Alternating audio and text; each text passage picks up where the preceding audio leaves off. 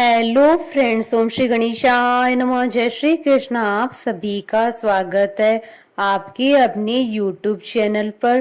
Friends, आज हम आपको इस वीडियो में बताने जा रहे हैं पद्म पुराण के अनुसार वैशाख मास महात्म्य के 5वें अध्याय के बारे में। फ्रेंड्स, वीडियो शुरू करने से पहले आपसे रिक्वेस्ट है, अगर आप हमारे चैनल पर नए हैं और आपने अभी तक चैनल को सब्सक्राइब नहीं किया है तो प्लीज सब्सक्राइब कीजिएगा चैनल को, साथ ही प्रेस कीजिएगा बेल आइकन को, जिससे नए वीडियो से रिलेटेड नोटिफिकेशन आपको तुरंत प्राप्त हो सके। और वीडियो पसंद आने पर वीडियो को लाइक और शेयर जरूर कीजिएगा, ताकि सभी भक्तों को इस वीडियो का लाभ प्राप्त हो सके। और कमेंट बॉक्स में जय श्री कृष्ण जरूर लिखिएगा। वैशाख मास महात्म सब प्रकार के विघ्नों का नाश करने वाले तथा सारी सृष्टि का पालन करने वाले श्री गणेश जी तथा ज्ञान की दाता श्री सरस्वती जी तथा सब पुराणों के कर्ता श्री व्यास जी तथा श्री गुरुदेव के चरण कमलों में नमस्कार करके भगवान की श्रद्धा और भक्ति रस में डूबे हुए वैशाख मास महात्म्य की कथा कहती हूँ। अध्याय 5वां प्रारंभ। नरक तथा स्वर्ग में जाने वाले कर्मों का वर्णन। यम ब्राह्मण का संवाद। ऋषियों ने कहा, सूजी इस विषय को पुनः विस्तार से कहिए। आपकी उत्तम वचनामृतों का पान करते करते हमें तृप्ति नहीं होती। सूजी बोले, महर्षियों, इस विषय में एक प्राचीन इतिहास कहा करते हैं, जिसमें एक ब्राह्मण और महात्मा धर्मराज के संवाद का वर्णन है। ब्राह्मण ने पूछा, धर्मराज, धर्म और अधर्म के निर्णय में आप सबके लिए प्रमाण स्वरूप अतः बताइए, मनुष्य किस कर्म से नरक में जाते हैं तथा किस कर्म के अनुष्ठान से वे स्वर्ग में जाते हैं। कृपा करके इन सब बातों का वर्णन कीजिए। यमराज बोले, ब्राह्मण, जो मनुष्य मन, वाणी तथा क्रिया द्वारा धर्म से विमुख और श्री विष्णु की भक्ति से रहित हैं, जो ब्रह्मा, शिव तथा विष्णु को भेद में बुद्धि से देखते हैं, जिनके हृदय में विष्णु विद्या से विरक्ति है, जो दूसरों के खेत, जीविका, घर, प्रीति तथा आशा का उच्छेद करते हैं, वे नरक में जाते हैं। जो मूर्ख जीविका का कष्ट भोगने वाले ब्राह्मणों को भोजन की इच्छा से दरवाजे पर आते ही देख उनकी परीक्षा करने लगता है, उन्हें तुरंत भोजन नहीं देता है, उसे नरक का अतिथि समझना चाहिए। जो मूढ़, अनाथ, वैष्णव, दीन, रोगातुर तथा वृद्ध मनुष्य पर दया नहीं करता है तथा जो पहले कोई नियम लेकर पीछे अजितेंद्रियता के कारण उसे छोड़ देता है, वह निश्चय ही नरक का पात्र होता है। जो सब पापों को हरने वाले दिव्य स्वरूप, व्यापक, विजयी, सनातन, अजन्मा, चतुर्भुज, अच्युत, विष्णु रूप दिव्य पुरुष श्री नारायण देव का पूजन, ध्यान और स्मरण करते हैं,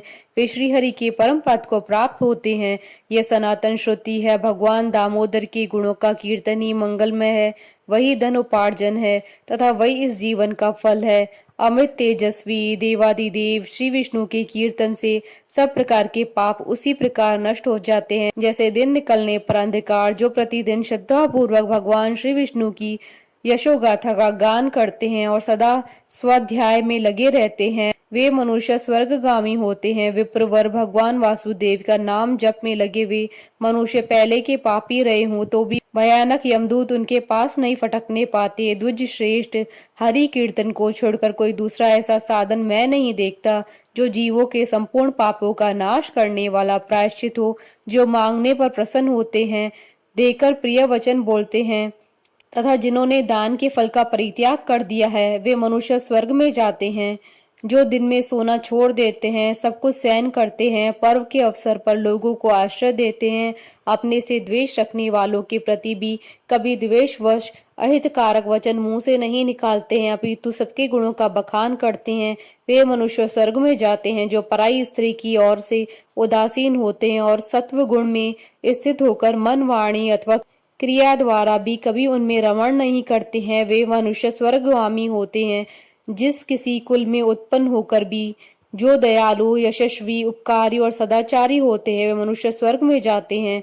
जो व्रत को क्रोध से, लक्ष्मी को डाह से, विद्या को मान और अपमान से, आत्मा को प्रमाद से, बुद्धि को लोभ से, मन को काम से तथा धर्म को कुसंग से बचाए रखते हैं, वे मनुष्य स्वर्गगामी होते हैं। विप्र, जो शुक्ल और कृष्ण पक्ष में भी एकादशी का विधि पूर्वक उपवास करते हैं वे मनुष्य स्वर्ग में जाते हैं। समस्त पालकों का पालन करने के लिए जैसे माता बनाई गई है तथा रोगियों की रक्षा के लिए जैसे औषध की रचना हुई है, उसी प्रकार संपूर्ण लोगों की रक्षा के निमित्त एकादशी तिथि का निर्माण हुआ है। एकादशी के व्रत के समान पाप से रक्षा करने वाला कोई दूसरा साधन नहीं है। अतः एकादशी को विधि पूर्वक उपवास करने से मनुष्य स्वर्गलोक में जाते हैं। अखिल विश्व के नायक भगवान श्री नारायण में जिनकी भक्ति है वह सत्य से हीन और रजोगुण से युक्त होने पर भी अनंत पुण्यशाली होते हैं तथा अंत में वे वैकुंठ धाम में पधारते हैं। जो वेतसी, यमुना, गंगा तथा पुण्य सलीला गोदावरी का सेवन और सदाचार का पालन करते हैं, जिनकी स्नान और दान में सदा प्रवृत्ति हो, वे मनुष्य कभी नरक के मार्ग का दर्शन भी नहीं करते हैं। जो कल्याणदायिनी नर्मदा नदी में गोते लगाते तथा उनके दर्शन से प्रसन्न होते हैं, वे पाप रहित हो महादेव जी की लोक में जाते हैं और चिरकाल तक वहां आनंद भोगते हैं। जो मनुष्य चर्मवती अर्थात चंबल में स्नान करके शोच संतोष आदि नियमों का पालन करते हुए उनके तट पर विशेषतः व्यास आश्रम में 3 रात निवास करते हैं, वे स्वर्गलोक के अधिकारी माने जाते हैं। जो गंगा जी के जल में अथवा प्रयाग, केदार खंड, पुष्कर, व्यास आश्रम या प्रभास क्षेत्र में मृत्यु को प्राप्त होते हैं, वे विष्णु लोक को जाते हैं। जिनकी द्वारका अथवा कुरुक्षेत्र में मृत्यु हुई हो अथवा जो योगाभ्यास से मृत्यु को प्राप्त हुए हैं अथवा मृत्यु काल में जिनके मुख से हरि इन 2 अक्षरों का उच्चारण हुआ हो, वह सभी भगवान श्री हरि के प्रिय हैं। विप्र जो द्वारकापुरी में 3 रात भी ठहर जाता है, वह अपनी 11 इंद्रियों द्वारा किए हुए सारे पापों को नष्ट करके स्वर्ग में जाता है। ऐसी वहां की मर्यादा है। वैष्णव व्रत अर्थात एकादशी के पालन से होने वाला धर्म तथा यज्ञादि के अनुष्ठान से उत्पन्न होने वाला धर्म, इन दोनों को विधाता ने तराजू पर रखकर तोला था। उस समय इनमें से पहले का ही पलड़ा भारी रहा। ब्राह्मण जो एकादशी का सेवन करते हैं तथा जो अच्युत अच्युत कहकर भगवान नाम का कीर्तन करते हैं, उन पर मेरा शासन नहीं चलता है। मैं तो स्वयं ही उनसे बहुत डरता हूँ।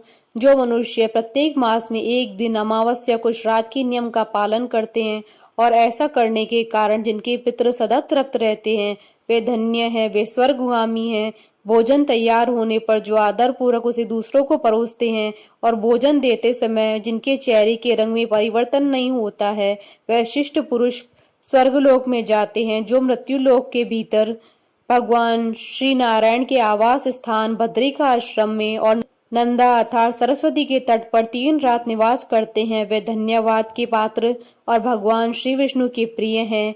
हे ब्राह्मण जो भगवान पुरुषोत्तम के समीप जगन्नाथपुरी में 6 मास तक निवास कर चुके हैं, वे अच्युत स्वरूप और दर्शन मात्र से समस्त पापों को हर लेने वाले हैं। जो अनेक जन्मों में उपार्जित पुण्य के प्रभाव से काशीपुरी में जाकर मणिकर्णिका के जल में गोते लगाते और श्री विश्वनाथ जी के चरणों में मस्तक झुकाते हैं, वे भी इस लोक में आने पर मेरे वंदनीय होते हैं।